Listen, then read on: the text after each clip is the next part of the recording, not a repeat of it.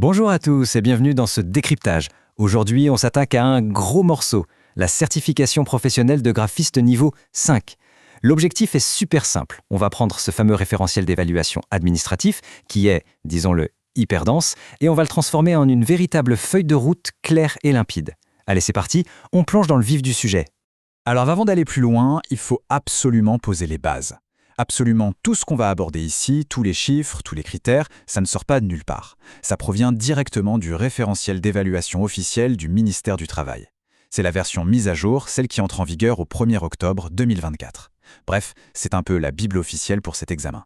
Bon, pour s'y retrouver, on a structuré ça en 6 grandes étapes. D'abord, on va définir le titre de graphiste. Ensuite, on verra le déroulement de l'examen, le fameux dossier de projet, les maquettes et l'identité visuelle, la partie motion design et enfin, le clou du spectacle, les critères du jury. On attaque tout de suite avec notre première partie, ce que représente vraiment ce titre de graphiste. En fait, ce titre de niveau 5, souvent abrégé GRA, ce n'est vraiment pas juste un bout de papier, c'est une certification nationale officielle. Que l'on passe par la formation continue ou la validation des acquis de l'expérience, c'est la preuve absolue qu'on a atteint un niveau de maîtrise professionnelle super rigoureux en communication visuelle. Et c'est validé par un vrai jury d'experts. Passons à la deuxième partie, celle qui fait généralement un peu peur, le déroulement de l'examen, le jour J. On va démystifier ça tout de suite. Le stress de l'examen, on le connaît tous. Mais quand on sait à quoi s'attendre, ça change la donne. Concrètement, l'épreuve dure exactement 1h25 minutes. Et c'est découpé de manière quasi chirurgicale. On commence par 50 minutes dédiées à la présentation du projet qu'on a préparé à l'avance. Ensuite, on enchaîne sur 20 minutes d'entretien technique pour vraiment creuser les compétences. Et on termine par 15 minutes d'entretien final pour échanger sur l'ensemble du dossier professionnel. Chaque minute a un but précis. Et si on zoome sur ces fameuses 50 premières minutes, le découpage est super intéressant. On a 10 minutes seul pour préparer son installation. Ensuite, boum, 30 minutes de présentation du projet print, un peu comme si on était face à un vrai client. Et les 10 dernières minutes, elles sont strictement verrouillées pour le motion design ou la vidéo. Ce que ça nous dit, c'est que savoir gérer son temps, c'est tout aussi crucial que d'avoir un super coup de crayon. Allez, on avance sur notre troisième point, la préparation en amont avec le dossier de projet. Alors là, attention, ce dossier, c'est pas juste un book avec de belles images, pas du tout. C'est de la vraie gestion de projet de A à Z.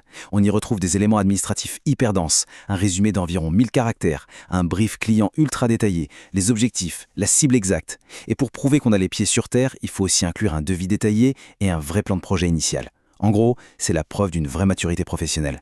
Et ça va même plus loin. Le référentiel exige des choses très spécifiques au métier. Par exemple, il faut fournir un bon à tirer, le fameux BAT, avec des instructions limpides. On doit aussi prouver qu'on sait bosser en équipe en montrant un espace de travail collaboratif. Oh, et le petit détail qui tue, il faut inclure la synthèse d'une source en anglais. Pourquoi ? Eh bien pour démontrer qu'on est capable de faire de la veille à l'international. C'est brillant. Ce qui nous amène tout naturellement à la 4e section, les maquettes et l'identité visuelle, le cœur créatif du sujet. Bon, regardez bien ce chiffre. 8, ce n'est pas une suggestion, c'est pas à la louche, c'est le minimum absolu de pages imposé par le ministère pour l'une des pièces majeures du portfolio.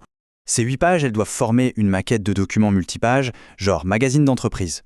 Et c'est extrêmement cadré, il faut entre 7 et 10 articles. Et attention, l'un d'eux doit obligatoirement être en anglais. Le tout illustré par 7 à 10 images pertinentes. C'est littéralement un crash test pour évaluer la capacité à hiérarchiser l'information et maîtriser la mise en page. À côté de ça, il faut décliner toute une identité visuelle complète. On commence avec les classiques, logo, charte graphique, choix typo. Mais là où ça devient corsé, c'est qu'il faut aller jusqu'à la papeterie d'entreprise complète, et même des supports physiques beaucoup plus grands. On parle d'habillage de véhicules, de scénographie ou encore de packaging. En clair, on veut voir une adaptabilité totale sur tous les supports possibles. Et c'est là qu'on comprend que le jury ne se contente pas du vernis. Ils veulent voir sous le capot. Il faut fournir les fichiers sources, les vecteurs, les fichiers natifs de mise en page avec les traits de coupe et les fonds perdus parfaits. Et le truc vraiment moderne, il faut tracer toutes les sources d'images, y compris les prompts exacts si on a utilisé une intelligence artificielle pour générer des visuels. C'est carré de chez carré.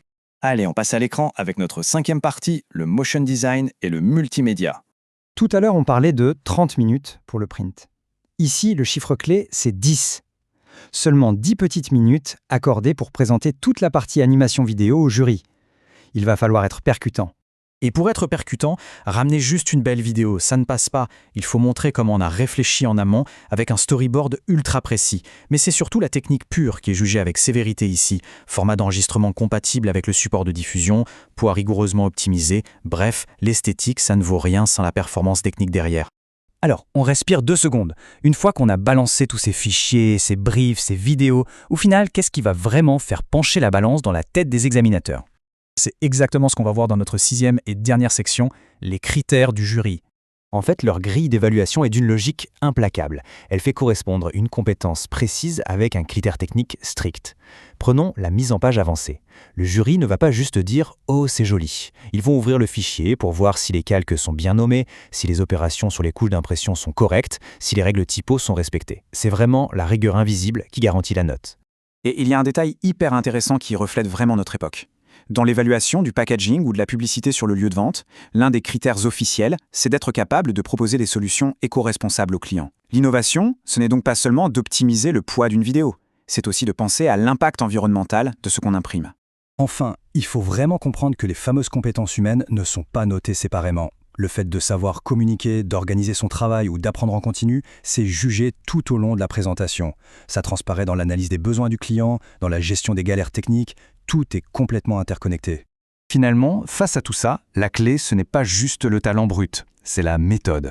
En comprenant exactement la mécanique de ce référentiel, on transforme ce qui ressemble à une montagne de paperasse administrative en une stratégie imparable. Alors avec toutes ces cartes en main, comment faire de ce défi monumental le point de départ d'une grande carrière créative ? C'est tout l'enjeu de cette préparation. Merci de nous avoir suivis dans cette analyse.